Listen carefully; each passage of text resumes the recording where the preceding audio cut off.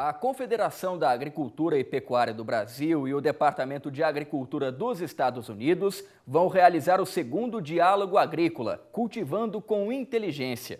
O evento, que vai acontecer no dia 19 de outubro na sede da CNA em Brasília, terá como questões centrais o que deve ser feito para continuar o aumento da produtividade no campo e como se adaptar com o universo das novas tecnologias. E para que você fique por dentro de todos os assuntos que serão discutidos, nós preparamos programas especiais durante toda a semana. E hoje nós vamos destacar a importância desses temas para o setor agropecuário. E está aqui comigo o consultor de tecnologia da CNA, Reginaldo Minaré. Reginaldo, obrigado pela presença. Bom dia. Bom dia André, bom dia a todos. Agora, o tema central do evento é o futuro da agricultura, né? Cultivando com inteligência, como acabei de dizer aqui. O que é preciso, então, para que os produtores trabalhem com inteligência e enfrentem os desafios do setor agropecuário? Olha, o desafio para os agricultores não são pequenos, são vários, né? São vários e você começa pela própria formação do agricultor, né? Você tem um universo de tecnologia disponível, tecnologia surgindo quase que semanalmente, mas você tem algumas premissas básicas que o agricultor precisa se atentar.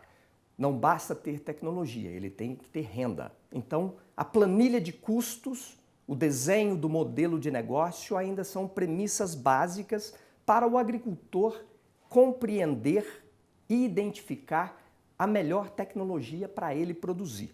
Então, o universo de inteligência maior precisa estar na capacidade de gestão do agricultor. Aí depois ele busca as outras tecnologias. Agora, como se adaptar a esse universo de tecnologias, Reginaldo? Olha, num primeiro momento, o agricultor ele precisa não resistir às tecnologias, principalmente às tecnologias novas. E aqueles que não utilizam as tecnologias disponíveis precisam se informar. Então, esse espírito aberto para conhecer e bem utilizar as tecnologias são ações fundamentais que os agricultores, em geral, precisam ter. A partir daí, ele precisa fazer a sua planilha de custos, ele precisa ver qual é o sistema de produção que ele quer produzir. Por exemplo, ele vai analisar a propriedade, o tamanho da propriedade, a região geográfica que ele está e se porventura ele for fazer algum plantio, por exemplo, de hortaliças, de frutas, ele precisa identificar qual o nicho de mercado que ele vai buscar. Se ele vai buscar um nicho de mercado, por exemplo, dos orgânicos, da produção convencional, se ele vai procurar exportar, se ele vai procurar ter acesso a mercados que exigem certificação. Então, tudo isso o agricultor tem que ir ponderando, tem que ir identificando para depois aí colocar o pé na estrada e, se já na estrada, fazer o seu remanejamento para aquele setor que pode lhe oferecer uma melhor renda. O produtor rural de médio e pequenas propriedades, ele tem acesso à tecnologia? Sim. É uma falácia dizer que as tecnologias que são desenvolvidas para os grandes. Não, os pequenos, médios, grandes proprietários têm acesso e têm tecnologia disponíveis para eles. É a questão de se familiarizar com elas e bem utilizá-las. Esse é o cenário que nós temos. Desde a Revolução Verde, que trouxe o maior número de inovação, pode-se dizer, para a prática agrícola, muitos agricultores têm adotado. Alguns agricultores, e até uma parcela significativa no Brasil, ainda não adotaram nem o ferramental que a Revolução Verde trouxe.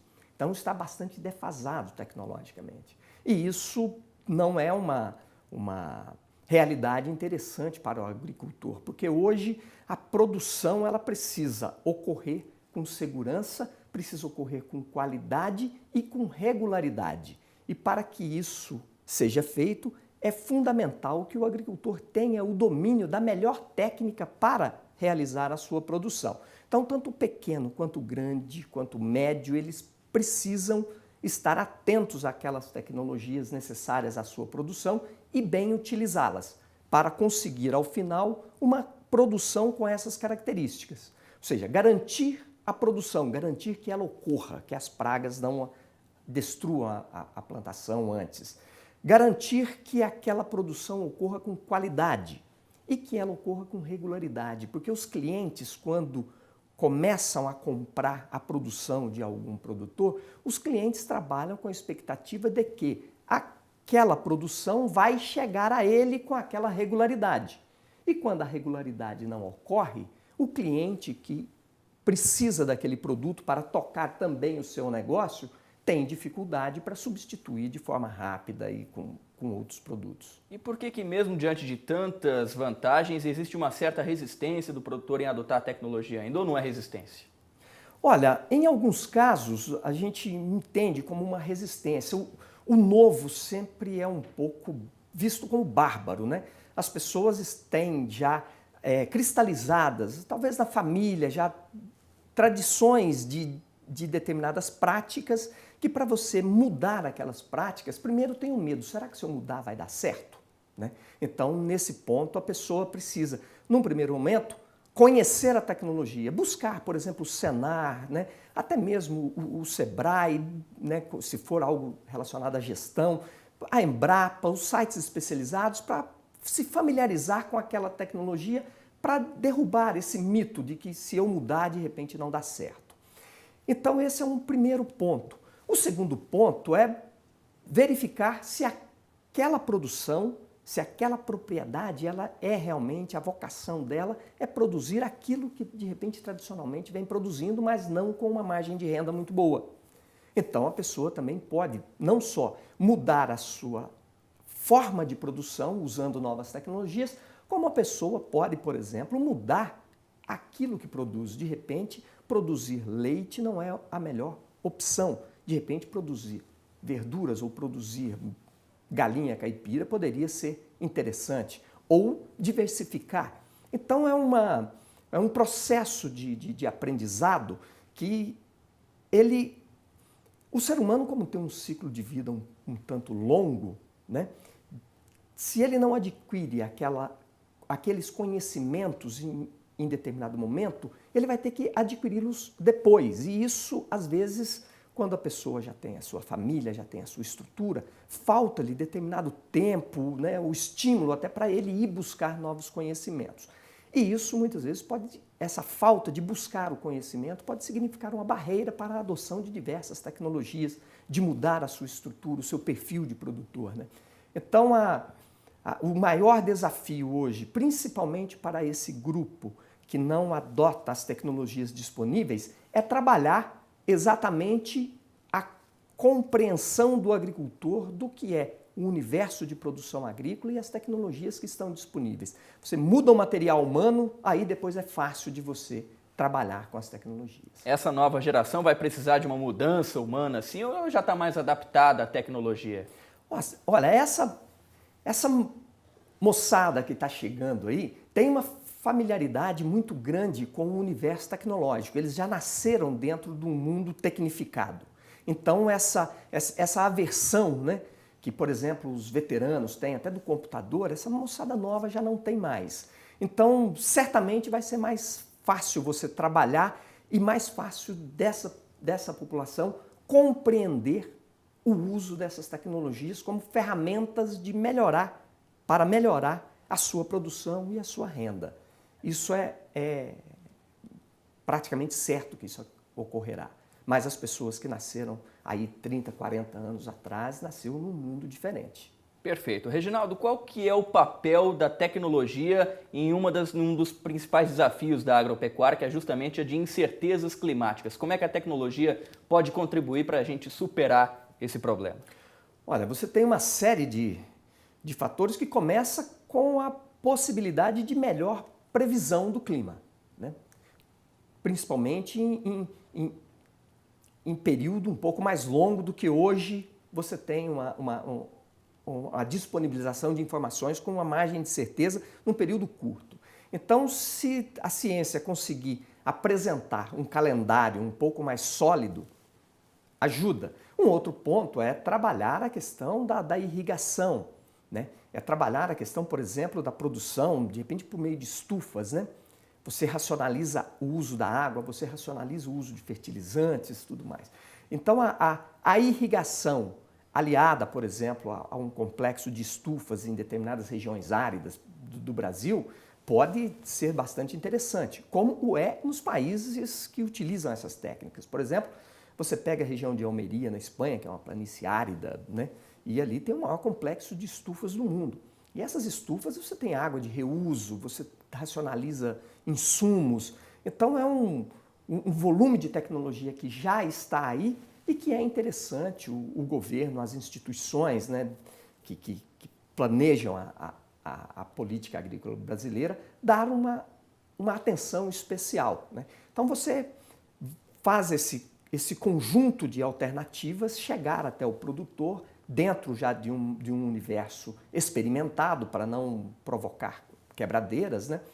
E isso certamente vai facilitar. Isso são tecnologias que já estão aí. E tem também o desafio de desenvolver variedades resistentes a estresses hídricos, né? E isso são pesquisas, esse tipo de desenvolvimento tecnológico já faz parte de pesquisas em andamento e pesquisas já em estágio avançado de desenvolvimento. Então todas essas tecnologias já disponíveis e o que pode vir, certamente ajudará o agricultor a sobreviver nesse universo de incerteza climática. Para encerrar, Reginaldo, cita para a gente alguns exemplos dos últimos avanços tecnológicos da tecnologia, evidentemente, da agropecuária. Olha, são muitos. A gente, sempre que fala tecnologia, a gente pensa em algo novo, né? Algo extraordinário que surgiu, mas não. A tecnologia ela se manifesta muitas vezes de forma singela, né? E quem tem uma experiência na agricultura aí há 50 anos, sabe que plantar com matraca e plantar com plantadeira eletrônica hoje, a diferença é muito grande, né? A pessoa que utilizava, né, botas de borracha para entrar num determinado curral e tirar o leite, né, embaixo da chuva ali, hoje pode ter uma ordenhadeira mecânica, né? Então isso são avanços, né? A pessoa que fazia colheita, por exemplo, de arroz com cutelo, né, batia o arroz em banca de madeira, hoje a pessoa já tem colheitadeiras de alta, né, precisão. Então você tem uma série de inovações nesses últimos 50 anos que mudou radicalmente o cenário da agricultura. E principalmente das habitações urbanas, né?